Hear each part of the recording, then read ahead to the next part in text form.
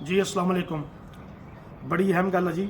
साढ़े दफ्तर साढ़े क्लाइंट आए, मेरा चैनल है लेंदा पंजाब सोना पंजाब, तो असी पंजाब के हवाले नाल गल कर रहे सी, पंजाब की सकाफत के हवाले नाल गल कर रहे सी।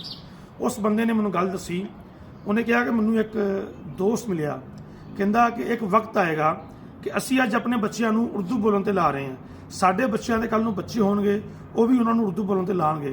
इस तरह साडी जो तीसरी पीढ़ी आएगी वो भी उर्दू बोलणगे, और तीजी पीढ़ी वाले या चौथी पीढ़ी वाले कोई पुछेगा तुहाडी माँ बोली किहड़ी है, वो तीजी पीढ़ी वाले या चौथी पीढ़ी वाले कहेंगे साडी माँ बोली उर्दू आ। ये बड़ी डूंगी गल की उस बंदे ने, और इस करके मैं गल अपने तो मनसूब नहीं कर रहा। जिस बंदे ने मैनू गल दसी मैं उहदा नाम लिया रहा, क्योंकि यह गल उन्हें की और बड़ी डूंगी गल आ। मैं बिनती करदा अपने सारे पंजाबी वीरां नूं, भरावां नूं, अपनी मावां नूं, अपनी भैणां नूं, पंजाबी ना नफरत ना करो। मास्टरां नूं कहना, उस्तादियां नूं कहना, अपनी माँ बोली पंजाबी बोलो, अपने घर विच अपने बालां नाल पंजाबी बोलो, अपने नियाणियां नाल पंजाबी बोलो। उन्हां नूं दसो कि पंजाबी बड़ी सुच्ची ते उच्ची जबान आ, और दसो कि पंजाबी एक जामिया ते मुकम्मल जबान आ। उर्दू एक नामुकम्मल जबान आ। उर्दू एक लश्करी जबान आ, जिहदे विच तुर्की दे, फारसी दे, और अरबी दे, और हिंदी दे, और संस्कृत दे, और अंग्रेजी दे लफज शामिल आ।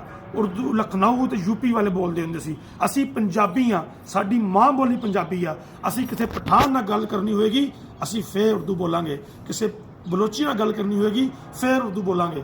पहले माँ बोली फिर कौमी जबान, पहले अपना घर, पहले अपना सूबा, पहले अपनी सकाफत, फिर कौमी सकाफत। ये असी अपनी कौम, अपनी माँ बोली ना सुच्चे नहीं होवांगे, प्यार नहीं करांगे, तो उर्दू ना असी प्यार करके की लेना। पंजाबी नूं कई बंदे कहंदे जी बदतमीजी सिखांदे है। पंजाबी किद्दां बदतमीजी सिखांदी है? कई बंदे कहंदे तू तड़ा वाली जबान है, भाई तुसी कह लो तुसी कित्थे चले हो।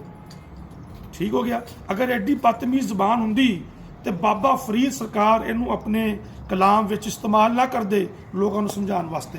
बाबा फरीद सरकार तो बाद हज़रत सुल्तान बाहू रहमतुल्लाह अलैह इनू इस्तेमाल ना करते, हज़रत मौलवी गुलाम रसूल आलमपुरी रहमतुल्लाह अलैह इन्होंने इस्तेमाल ना करते, और बाबे बुल्ले शाह सरकार, ख्वाजा गुलाम फरीद सरकार, और बेशुमार और भी पंजाबी जबान के शायर गुजर गए आ।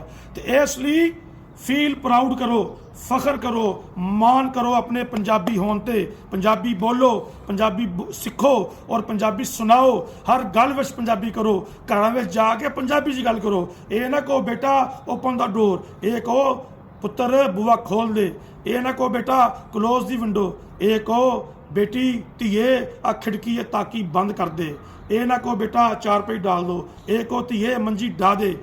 तुसी वकैबलरी खत्म कर रहे हो, तुसी माँ प्यो आने वाली पीढ़ियां की पंजाबी वकैबलरी खत्म करते पे हो, तो तुसी सब ते वड्डे मुजरम हो। तुहाडे तो बाद मास्टर, जिहड़े मास्टर स्कूलों पढ़ाते आ, प्राइवेट स्कूलों पढ़ाते आ, गौरमेंट स्कूलों पढ़ाते आ, उन्होंने एक माखौलिया हो गया वा, एक खपत सवार हो गया वा, कहते उर्दू बोलो। ये मास्टर नहीं आ, ये उस्ताद, ये उस्तानियाँ, ये जिम्मेदार आ पंजाबी वकैबलरी खत्म करन दे, पंजाबी बोली नूं खत्म करन दे। और तुसी कल नूं जिम्मेदार हो गए जो अज तो चौथी पीढ़ी च कोई पंजाबी नहीं होएगा, सारे उर्दू स्पीकिंग हो गए। असी उर्दू नूं सिर च मारना, ये साडी अपनी माँ बोली खत्म हो जाए। सब तो पहले पंजाबी तो फिर पाकिस्तानी। या है जो या